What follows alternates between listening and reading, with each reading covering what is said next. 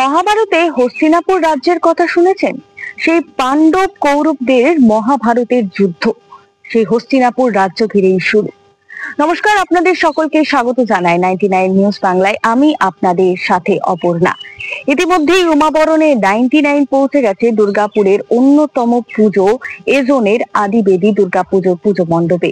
সেখানেই তৈরি হচ্ছে আস্ত একটা রাজ্য, হস্তিনাপুরের সেই রাজ্য।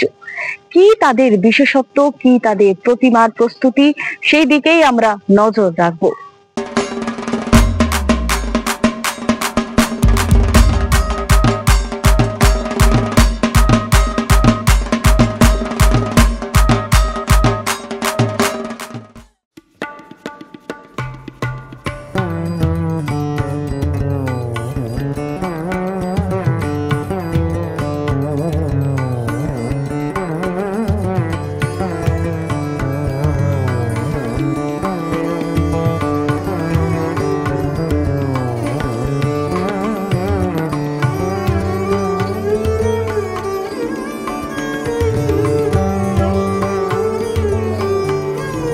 মেঘবৃষ্টির খেলার মধ্যেই মা উমার আগমনের বার্তা ইতিমধ্যেই শুরু হয়ে গেছে।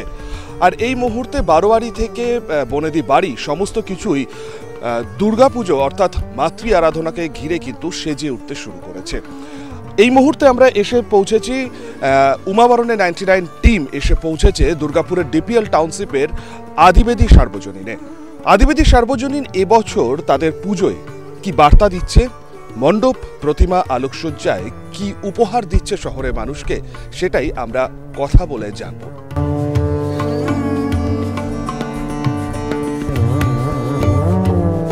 আচ্ছা, আপনাদের এবছরের পুজো কততম বর্ষের পুজো এবং আপনারা থিম বা মণ্ডপ কি করছেন? আমাদের এবছরের 75তম বর্ষ।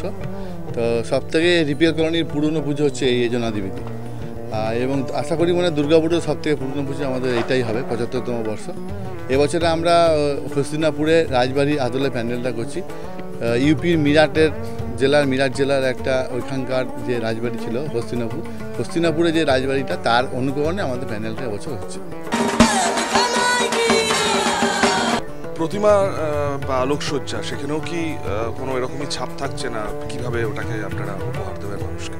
প্রতিমার ব্যাপারে আমরা একটু মানে অন্যরকম টাইপের, মানে ঘরোয়া আমাদের যেরকম মারা থাকে যে পরিবেশে যেরকমভাবে তারা সব আচরণ করে সেই অনুপাতে সেইভাবেই আমাদের এবার প্রতিমাটা হচ্ছে। আর আলোকসজ্জাটা একটু অন্যরকমভাবে হচ্ছে, যেন অনেকে মানুষের যেমন এলইডি লাইট ফাইট অনেকে দেখেছে, এবার আমাদের ওই টাইপের নয়। এবার আমরা ঠিক ফিক্সড লাইটের ওপরই কিছু ডিজাইন করে আমরা এরকম নতুনত্ব কিছু লাইটের আলোকসজ্জাদের মাধ্যমে আমরা প্রতিবেদন করব।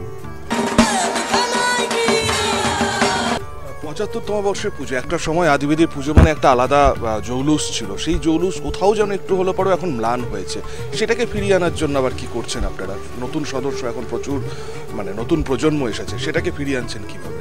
সেটাকে নতুন যে প্রজন্মটা আমাদের সঙ্গে রয়েছে, তো তাদের উদ্যোগে, তাদের মেন উদ্যোগ, ঠিক আছে। আমরা তো সবে সামনের সারিতে রয়েছি, কিন্তু পেছন দিক থেকে ওরাই সব থেকে বেশি উদ্যোগ।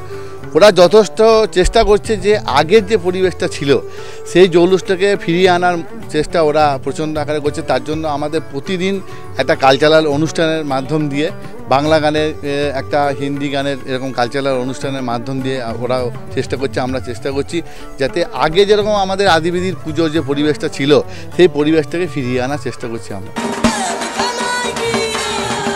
75তম বর্ষে এবার ডিপিএল এর এজন আদিবেদী সার্বজনীনের দুর্গোৎসব, অর্থাৎ এবছর তাদের কাছে একটু অন্যরকম, একটু স্পেশাল। এবং সেই কারণেই উত্তরপ্রদেশে মিরাটের হস্তিনাপুরের একটি রাজবাড়ির আদলে তাদের মণ্ডপ, তার সাথে প্রতিমাতেও থাকছে বিশেষ একটা আকর্ষণ, আলোকসজ্জাতেও ঠিক একইভাবে আকর্ষণ। অতএব ডিপিএল টাউনশিপ সহ দুর্গাপুরে অত্যন্ত প্রাচীন এই পুজো 75তম বর্ষে কিন্তু শেষ মুহূর্তে প্রস্তুতি পর্ব চলছে জোর কদমে। এখন উদ্যোক্তাদেরও ফুরসত নেই একেবারেই কিন্তু অন্যভাবে সময় নষ্ট করার, তাই শেষ মুহূর্তের প্রস্তুতি তোড়জোড় এজন আদিবেদী। পুজোর 4টে দিন কিভাবে তারা এই হস্তিনাপুরের রাজবাড়ি তুলে ধরবে সেটা দেখতে হলে আপনাকেও আসতে হবে কিন্তু এই আদিবেদীর পূজা প্রাঙ্গণে।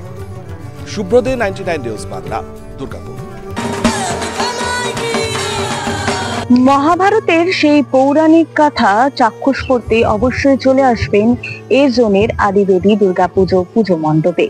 এবং আপনাদের এলাকার পুজো প্রস্তুতি ঠিক কতটা দূর তাই জানাতে আমাদের সাথে অবশ্যই যোগাযোগ করুন এই নাম্বারে। অন্যান্য পুজো আপডেটের জন্য চোখ রাখুন শুধুমাত্র 99 নিউজ বাংলায়।